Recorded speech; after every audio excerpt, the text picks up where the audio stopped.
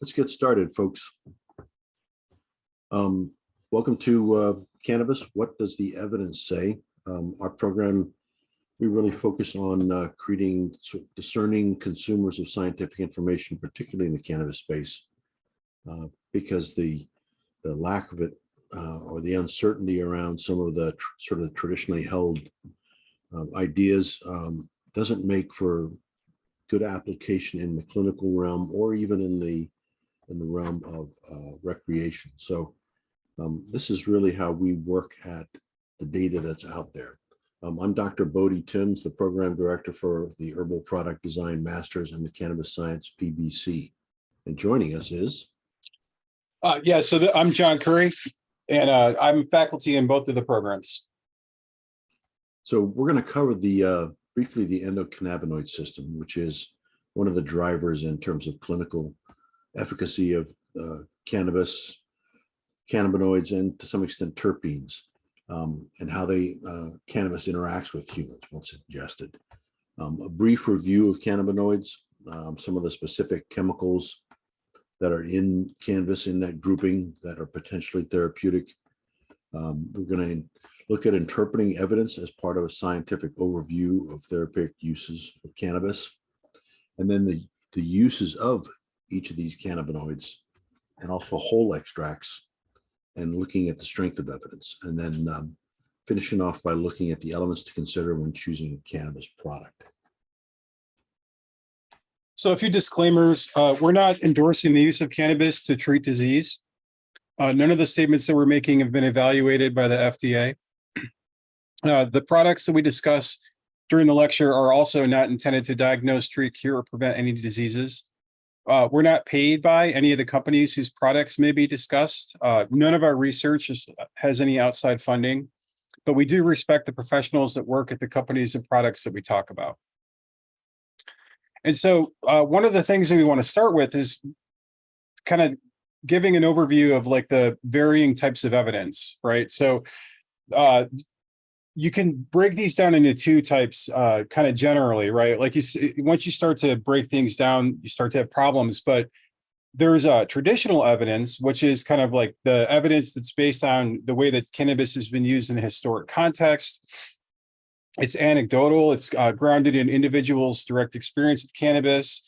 It's grounded in observation, and sometimes it doesn't relate to wider populations. So like maybe if one person experiences something with cannabis, that might not translate into like a clinically relevant population or to like a broader population of humans.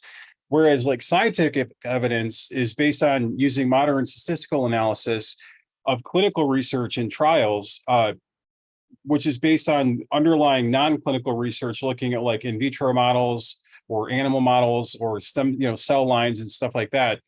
And it's grounded in kind of a mechanistic understanding of the chemical constituents in human physiology. But the problem with modern research is that it's reductionist fundamentally. And so it's challenged sometimes to experimentally verify some of the complex interactions and energetics that we see in cannabis and herbal medicine and in other like complex interventions. And so sometimes there actually is a mechanism where something will work that we can see in the traditional literature, but like it hasn't necessarily been experimentally verified by science because maybe the cost of running the trial is too expensive. And so this is where we start to see things where somebody will say, well, my bartender said, sour diesel is really good for pain, right? And like it might be that there's something in sour diesel that does work on the physiologic pathways for pain sensation, nociceptive sensation, but it might not show up in the modern research because they haven't been able to do a trial, or it might have been an anecdotal experience that maybe it wasn't necessarily based on the THC. Maybe it was based on complex interactions between terpenes, or maybe it was a meaning response in that one anecdotal report. And so some of the challenges that results in is that we see shifts in the way that cannabis is being used, and that kind of shifts the meaning of both the traditional wisdom and the traditional evidence, as well as the modern evidence. What we see is that a lot of the old traditional reports were based on acute use of cannabis, like using cannabis like one time or for a very short time with a very high dose. And then what we're seeing now in the marketplace and in the population is chronic use. Okay. And then the extraction technologies and the preparations for cannabis have shifted pretty greatly over the last 100 years. And what we see are that modern extracts and concentrations of cannabis are to a large extent, pretty fundamentally different from like older classical forms of cannabis, both in the constituent profiles and in the form and method of delivery. What we see is that like the traditional growing and harvest and preparation techniques that we saw in cannabis farming, even as recent as like the 1980s, they're not necessarily replicated in factory farming. And so that could have a very significant impact on the constituent profile. And this leads to big gaps in modern research substantiating a lot of the traditional evidence. Traditional cannabis is generally a whole plant extract. Oftentimes it's generally smoked. It's not based on isolated compounds. And a lot of the traditional evidence might be a result of the synergistic combination of these complex constituent profiles. And that's extremely difficult and costly to research. And so what we need new techniques to substantiate the traditional and anecdotal data via research. And so let's talk about the endocannabinoid system. And so the endocannabinoid system is one of the systems in your body that kind of is designed to maintain homeostasis, or balance is a simpler way of saying homeostasis. And it does that by returning your body to balance after exposure to stressful external stressors, right? Not necessarily just like quote unquote stressful events, but like any external stressor, okay? Chronic exposure to stress leads to prolonged activation of the endocannabinoid system, as well as an excess saturation of endocannabinoids, which are the cannabinoids that your body produces naturally. Okay, and then chronic changes to the endocannabinoid system, they lead to an excess expression of CB receptors, both CB1 and CB2, and that could increase the incidence of inflammation, immune system dysregulation, endocrine dysregulation, cardiovascular, digestive dysregulation too, which can ultimately lead to conditions, potentially the manifestation of like trends away from wellness or disease.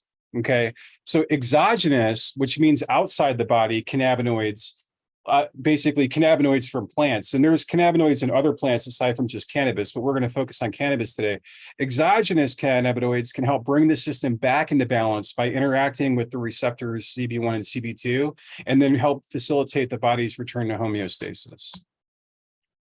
And so in the endocannabinoid system, there are two main receptors. There's CB1, which is the most abundant, and you can see that it's found primarily in the peripheral and central nervous system. Molecules that activate it as agonists have a function in inflammatory and neuropathic pain. And then molecules that block it, which are called antagonists, they can frequently lead to side effects like anxiety and depression. And then CB2 is the other endocannabinoid system receptor, and that's found expressed in the brain, nervous system, and immune tissue. And it has potential use for nervous system, inflammatory disorders, and autoimmune conditions. The agonists for CB2 have potential efficacy in that.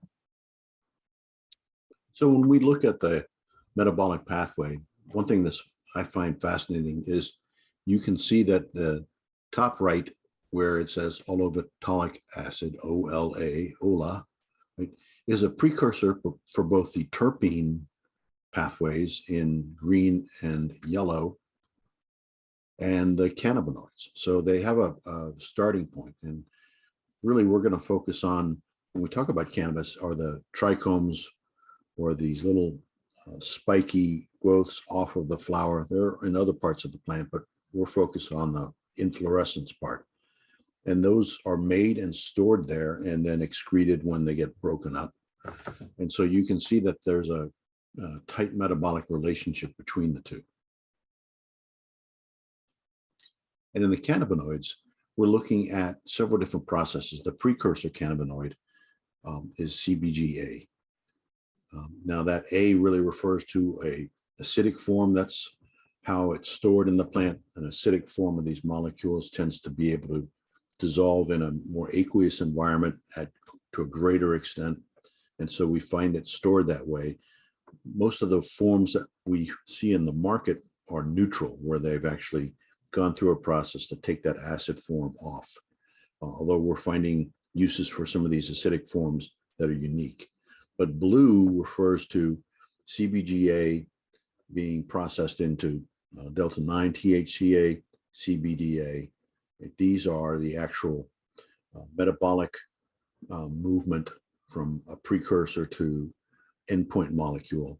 The blue is oxidation, where you take THCA and through exposure to oxygen, there's this bit of a breakdown and CBN is there. CBN is active. It has uses. We see THC9 also being degraded through oxygen exposure to CBN. And we've got brown, which is decarboxylation. This is where we actually chemically take off that A, and we end up with THC from THCA, CBDA to CBD, and we get another decarboxylation product from CBG. Now, this is true of all of the minor constituents as well. They can all undergo oxidation. They can undergo decarboxylation processes. And this is what John was referring to earlier, is the range of what we'd call cannabinoid mimetics. These are things where the molecules in these plants can actually bind to the endocannabinoid receptors and have an impact. One of the ones that are probably most popular that you're familiar with, which isn't shown on there, is echinacea. It has compounds in the class of alkaloids, which actually help prime the immune system.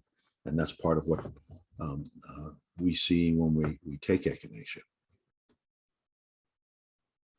So the other main constituents in cannabis that are of importance when we're talking about the evidence base are terpenes. And so all terpenes are called terpenoids based on their structure. And what we find in cannabis is that there's a unique combination of terpenes in every different cultivar or chemotype of plant, right?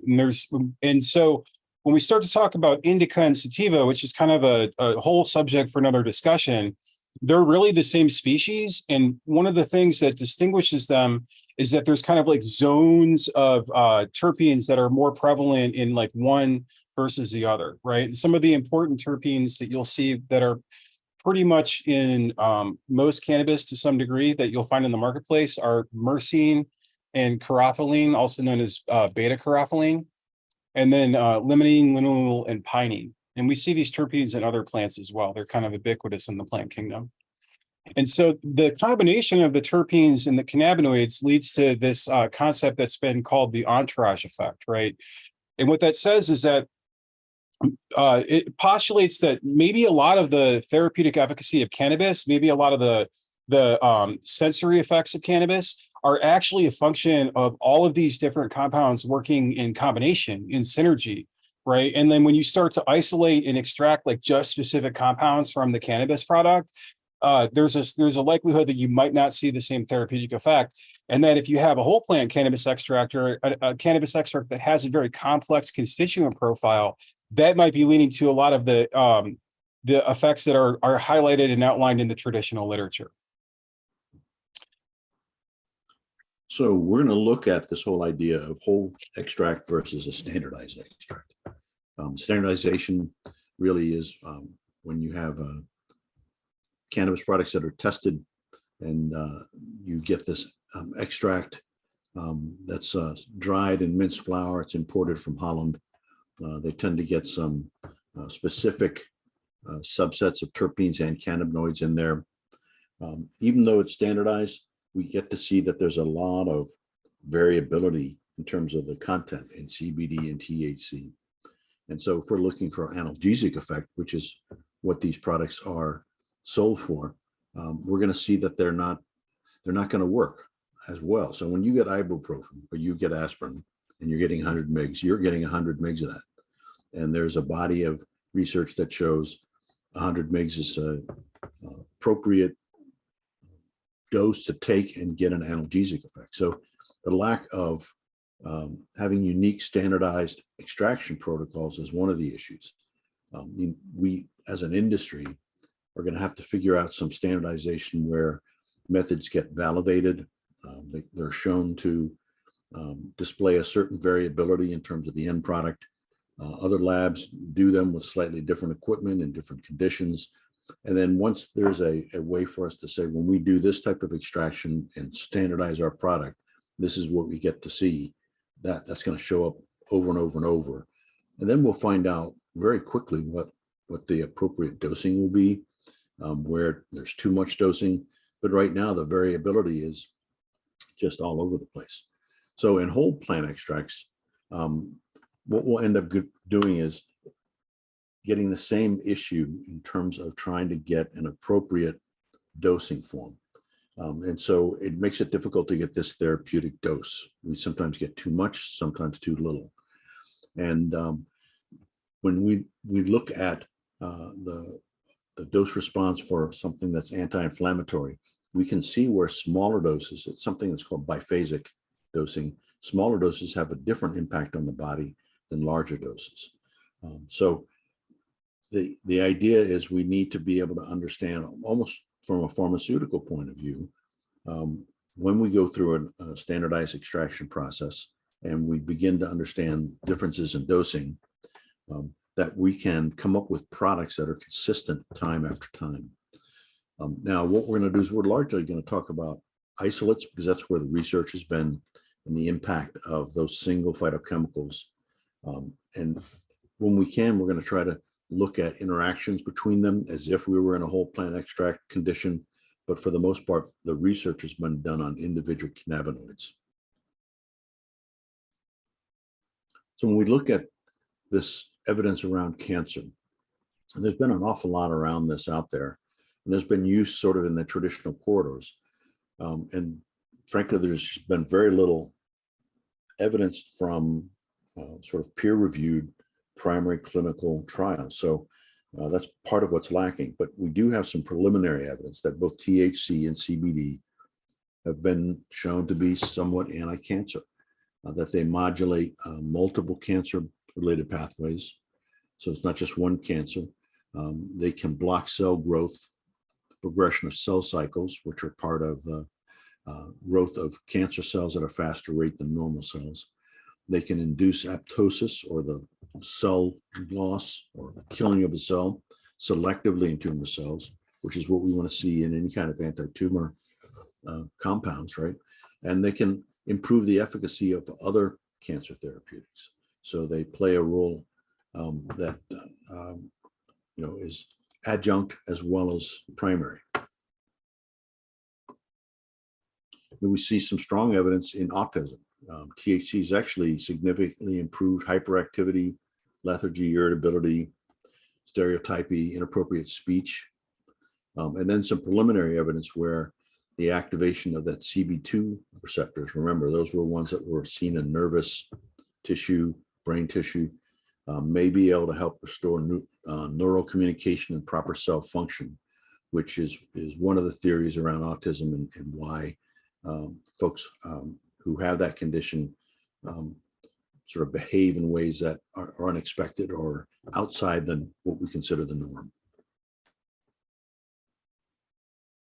And we've got evidence for cannabis involved with addiction, strong evidence, and this is multiple sources. CBD has actually reduced cigarette consumption in dependent participants.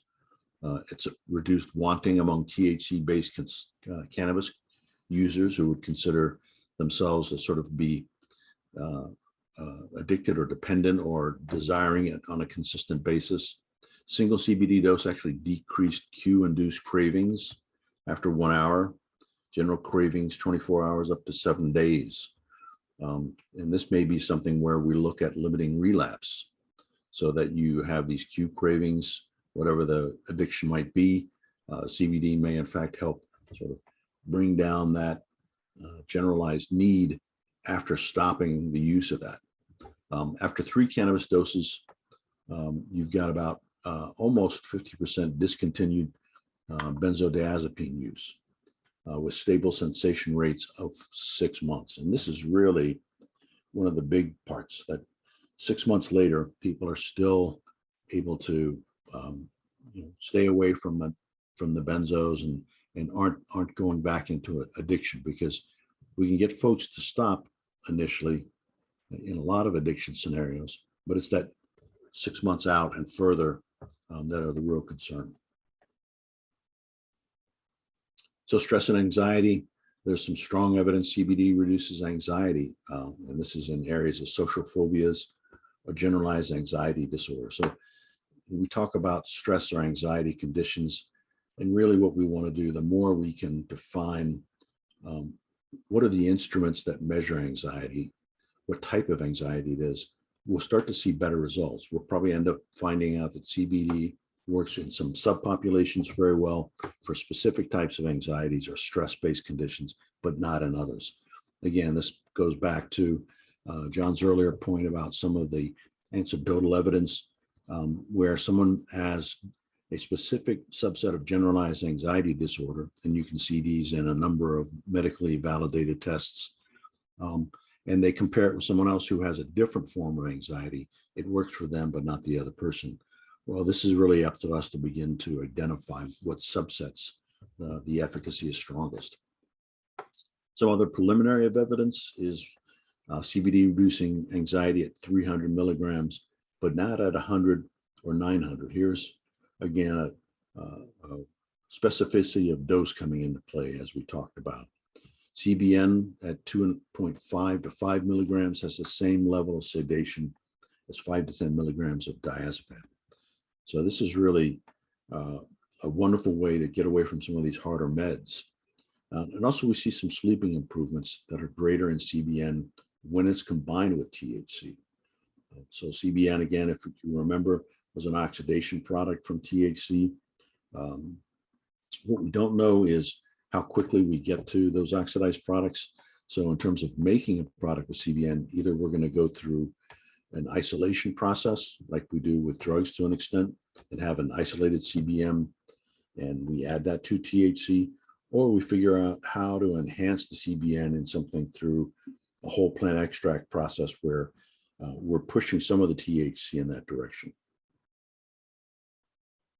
And so when we look at the evidence base for anorexia and cachexia, which is also known as like wasting disease, unfortunately, what we're seeing is that, a lot of the anecdotal or traditional evidence about like the munchies and how cannabis supplements will stimulate people's appetite, the clinical trials aren't necessarily substantiating that. And so what we find is that the placebos perform better than THC in recent clinical trials, and that Delta-9 THC results in less weight gain in cancer patients than existing interventions. Okay, and then that's been followed up recently by some systematic reviews that found no statistical difference from the placebo, and they found a small effect for dronabinol, which is a pharmaceutical version of THC, where there was an increase in body mass of 1 kilogram over 4 weeks, but there was a significant amount of adverse effects from that dosage. And so, but there is preliminary evidence that there's some mechanism that could potentially be modulated by cannabinoids. And so there's a strong evidence that the endocannabinoid system does play a role in the way that we intake food and the hormonal signaling of our metabolism, right? And if you talk to a lot of people that have used cannabis products, they'll tell you that there's definitely an appetite stimulation effect, right? But the effects appear to be dose dependent and bidirectional, which goes back to that question of dosage, and it goes back to that question of like, what are the actual constituents that are being consumed in combination, right? And are there synergies happening, right? And then recently, there's been a lot of research on tetrahydrocannabivarin or THCV, and it's also sometimes they call it like diet THC in the market. It seems that it does actually suppress appetites at low levels, right? And CBD seems to have an antagonistic effect on the appetite stimulation effects of THC. And so we look at post-traumatic stress disorder. There's some preliminary evidence that the CB1 receptor mediated anandamide, which is it's a endogenous cannabinoid signaling, is implicated in post-traumatic stress disorder, right? So we know that dysregulation in the way that anandamide is mediated in how these receptors signal leads to some of the potential issues that come up in PTSD. And we know that CBD blocks the continuous retrieval of a traumatic event, thus enhancing its extension and reducing the associated anxiety with it. So it can kind of like a simpler way to say that is it blocks the signaling that occurs when someone is like reliving a traumatic event, and so it can kind of reduce the PTSD symptoms associated with like reflecting on and internalizing that event into their cognition. Okay. When we look at randomized controlled trials, though, what we see is that a double-blind randomized controlled trial of smoked cannabis products that compared 3 different cannabis products compared to placebo, they didn't find a change in symptom severity. But then we look at the way that CBD blocks the retrieval of the traumatic event. They found that nabilone, which is another pharmaceutical analog of THC, it showed a reduction in PTSD-related nightmares in Canadian soldiers in a recent study, right? And then a systematic review that just occurred that kind of like took all the animal models, all the in vitro lab models, and then all the clinical trials. It noted that the challenge with substantiating potential PTSD interventions coming off of cannabis products, the main problem is that they're underpowered and they're primarily observational, right? And so it's kind of like the thing that people say is that like more you'll see it a lot of time if you read research, like they always end the paper with like more research is required. But in the case of PTSD, it does look like there is a mechanism that needs to be substantiated, but they haven't been able to substantiate it because the studies are kind of expensive and they're underpowered. But when they take all the studies on an aggregate, they look at them, they note that there is kind of a general reduction in symptoms when we start to look at how cannabinoids affect people's return to wellness in this context. Yeah, and one thing to point out, the term underpower really is speaking to the statistical power of the numbers in a study. You need to have a certain number of people in order to statistically say that the data generated is in fact true data and not just happenstance.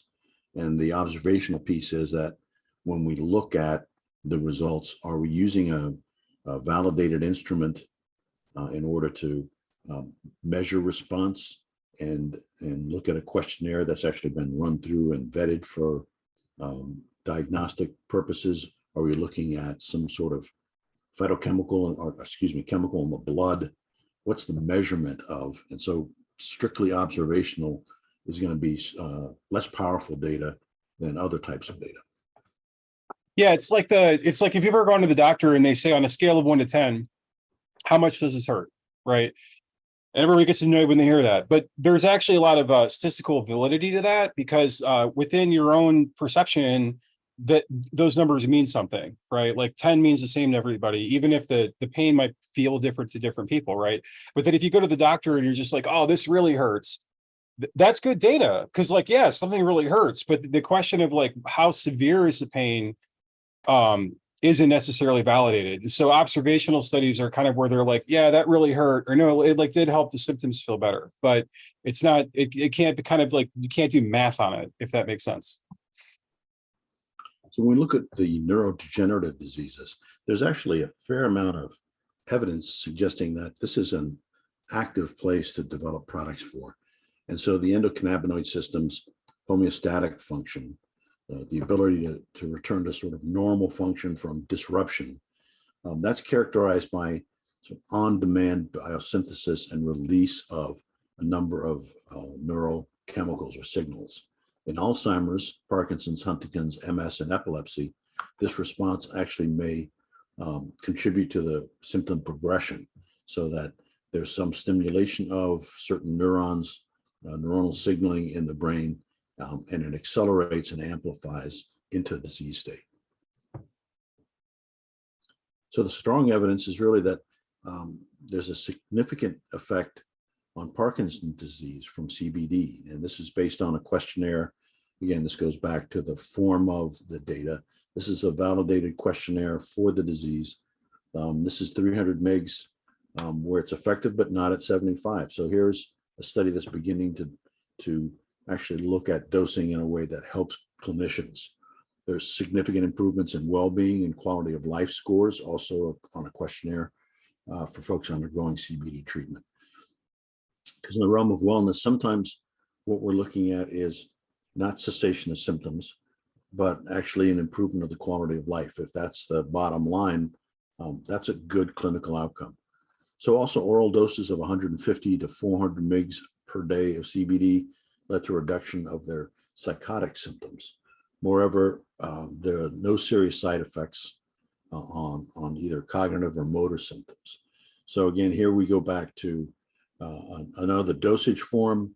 What we'd want to find out is in that first study, what was the actual application? Were they both chewing gummies? Were they both taking tinctures? Because that allows us then to compare across studies. But apparently 75 milligrams is going to be too low a dose, and 300 might not be the sweet spot. It might be somewhere between 150 and 400. Some additional preliminary evidence is that it's the CB2 activation, not Scooby-Doo. Sorry, it sounds like I'm saying Scooby-Doo, but it's CB2. That's the cannabinoid system in the brain and neural tissue is involved in neurodegenerative conditions. And so therefore we're actually seeing that physiological symptom involved in disease itself and treatment of it directly through cannabinoids and cannabinoid mimetics is going to be an open field. So that's going to be some interesting drug development out of that.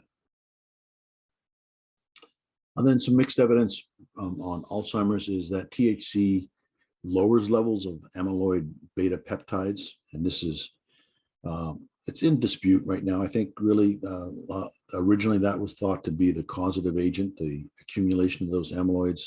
And now that's coming into question. But also THC tends to enhance mitochondrial function.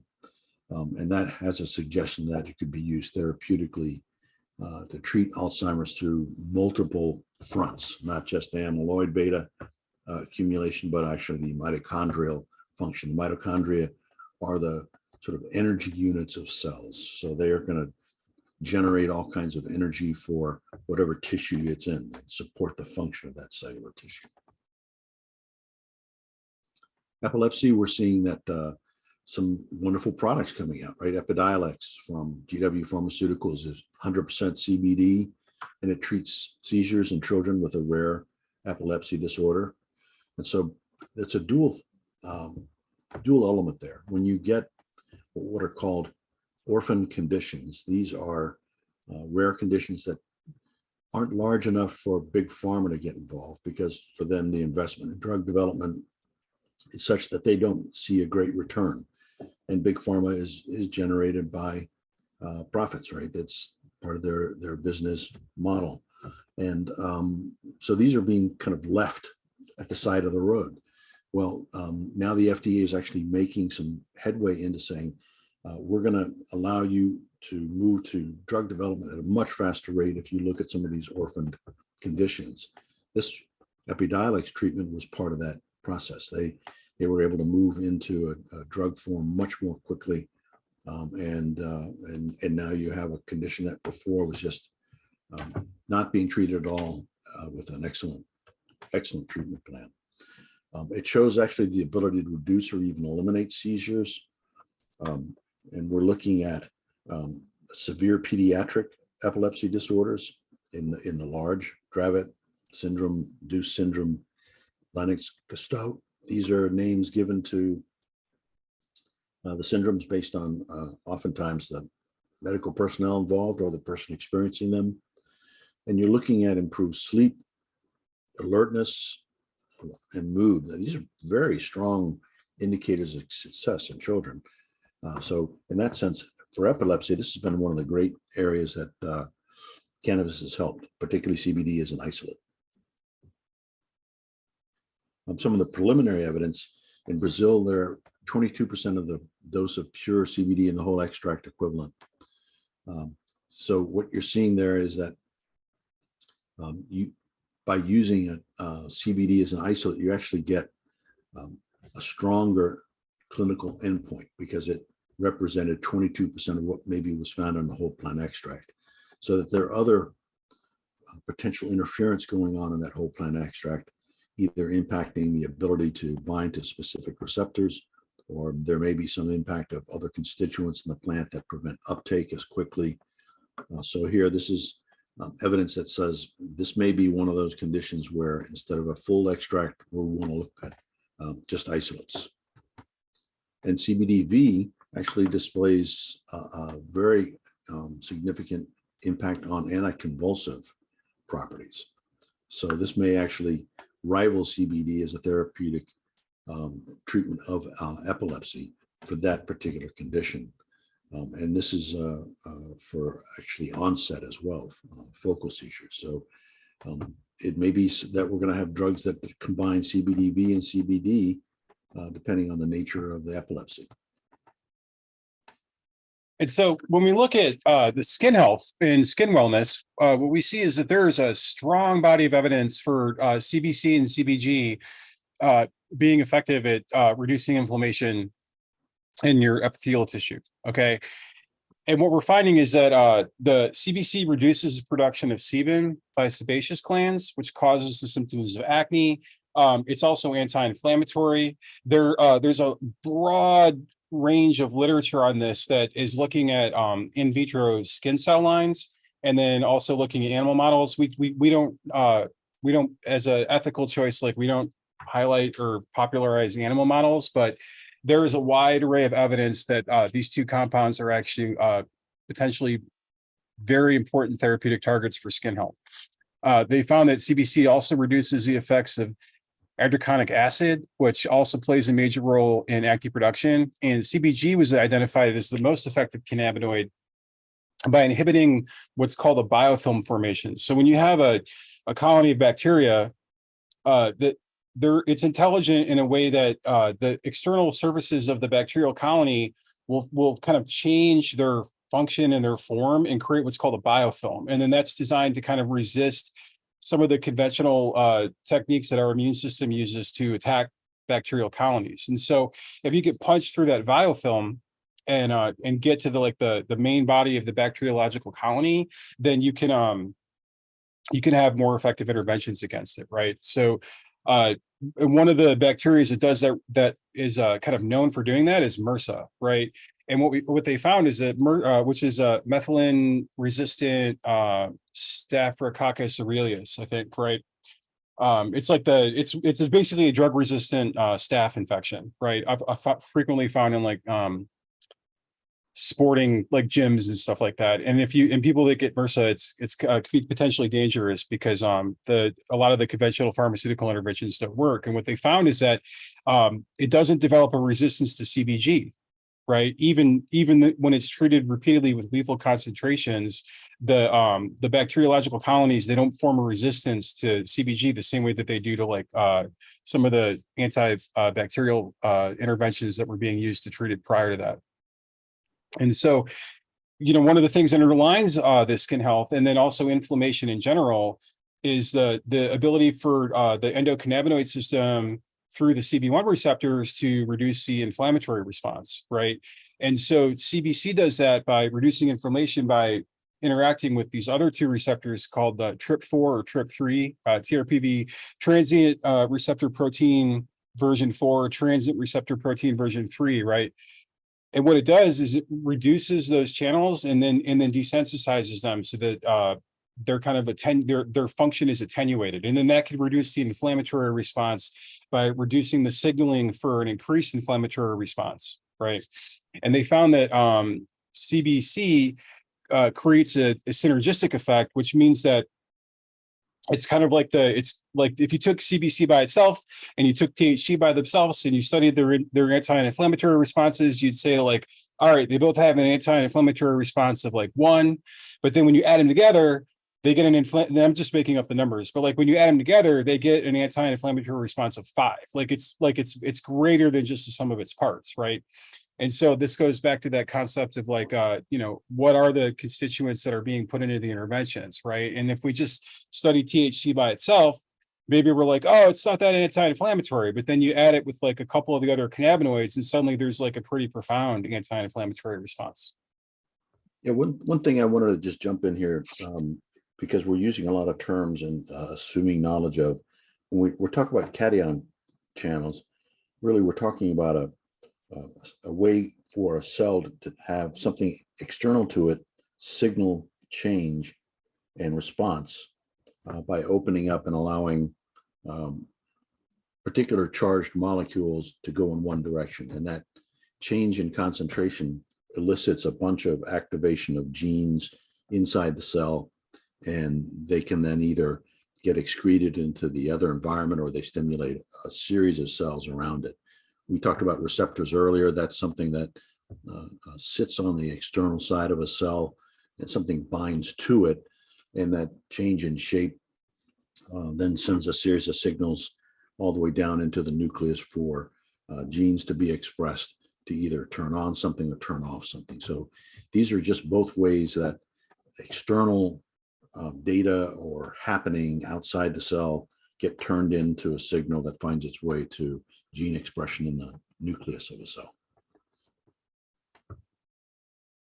And so we see some strong evidence for the cannabinoids and terpenes showing substantial anti-inflammatory activity, specifically CBD and CBDA.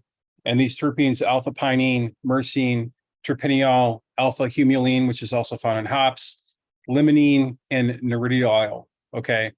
And some of the studies that have been done on that is that in addition to directly helping the perceived pain of arthritis, that THC has shown anti-inflammatory properties and efficacy at reducing inflammation in the joints.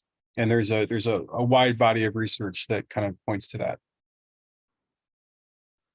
So when we look at pain, we've got evidence that shows THC lowers pain levels associated with spasticity, headaches, migraines, sort of other acute pain and chronic pain conditions. But when we combine CBD and THC, there's actually a significant reduction in pain levels in cancer patients with intractable pain.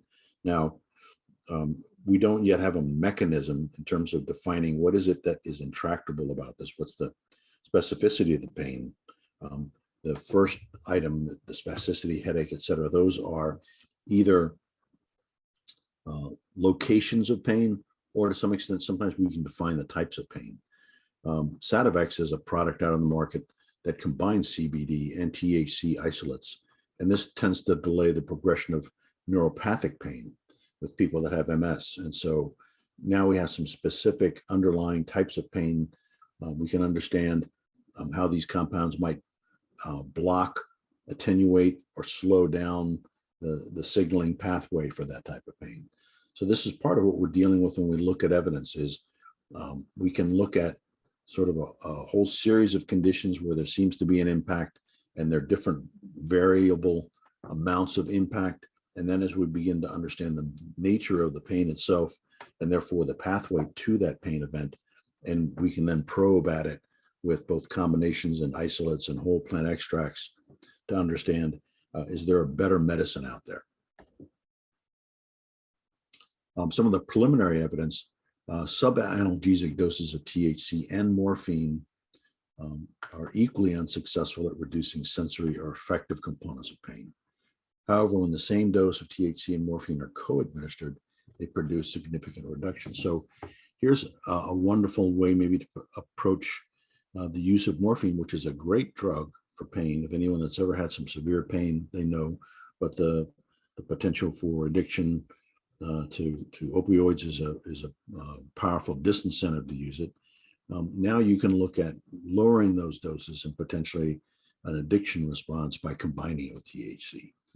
And these synergistic effects were also seen looking at opioids and vaped whole plant cannabis versus isolated THC. So the whole plant extract of cannabis, it had no effect on what's called the pharmacokinetics of opioids. That term pharmacokinetics is what does the body do to an exogenous compound, something ingested? And we look at that because we're interested in how quickly did it absorb, how much got in of the original dose, how long did it stick around. These are all things that inform how much we need to take as a dose and what's the dosing schedule. But we found that both cannabis whole extract and the single isolate can be wake-inducing and hypnotic in humans.